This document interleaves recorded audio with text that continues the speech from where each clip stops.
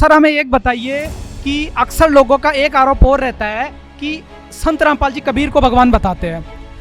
लोग कहते हैं कि कबीर के राम थे, जो विष्णु अवतार राम जी त्रेता युग में आए थे वो कबीर जी के राम थे।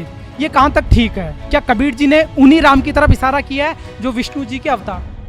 नहीं, कबीर साहब तो खुद बोलते, कबीर साहब की खुद की बाणी है, राम राम सब जगत बखाने, आदि राम कोई बिरला जाने। मतलब ये संसार जो राम सिर्फ राम जो दशरथ पुत्र राम है सिर्फ उनके बारे में जानती है, जो आदि राम जो सबसे पहले का राम है उसके बारे में नहीं जानती है। तो हमें ये बताइए, हमारे दर्शक ये जानना चाहते हैं राम और आदि राम में क्या अंतर है? आदि राम की शब्द की व्याख्या क्या है?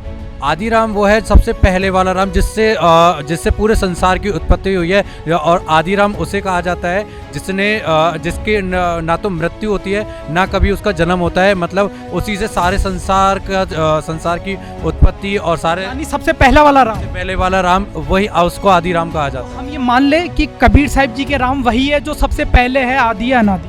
हाँ जी, बिल्कुल बिल्कुल। और ये ऐसा भी है कि है ना, सब लोग कबीर साहब की बाणी राम राम क्या बोलते हैं, एक राम दशरथ का बेटा, एक राम जो घट घट बेटा, एक राम सकल पसारा, एक राम जग से न्यारा।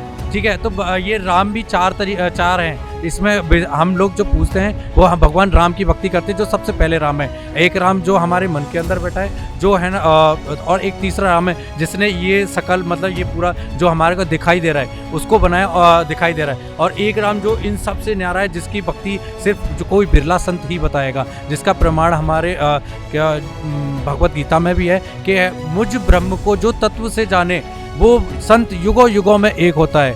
तो भगवत गीता हमारे ऑथेंटिक प्रमाण है, जिसको लोगों ने पढ़ा नहीं है ना उसे जाना है। उसमें ही बताया है ब्रह्मा विष्णु महेश की उत्पत्ति के बारे में, ब्रह्मा विष्णु महेश के माता पिता के बारे में, और ये भी बताया कि ब्रह्मा विष्णु महेश के माता पिता जो पिता हैं महाकाल, उनकी भी जन्म मृत्यु होती है। ये भी भगवत गीता में प्रमाण है। भगवत गीता के 8वें अध्याय के श्लोक नंबर 16 में प्रमाण है कि मुझ ब्रह्म तक सभी पुनरावृत्ति में, मतलब मेरी ब्रह्म की जो साधना करेगा वो भी पुनरावृत्ति, मतलब जन्म मृत्यु में रहेगा, 84 लाख योनियों का कष्ट भोगेगा। तो सभी लोग पुनरावृत्ति में हैं। तो कबीर परमात्मा ने तो कभी ये नहीं कहा कि आप भगवान श्री राम की भक्ति करें। भगवान श्री राम को कभी उनके भगवान नहीं थे। बेसिकली वो हमेशा आदि राम, सबसे पहले वाले राम की भक्ति की साधना के बारे में बताते थे। तो अनुयायियों ने बताया कि कबीर साहब जी आदि राम की भक्ति बताते थे, जो आदि है अनादि है।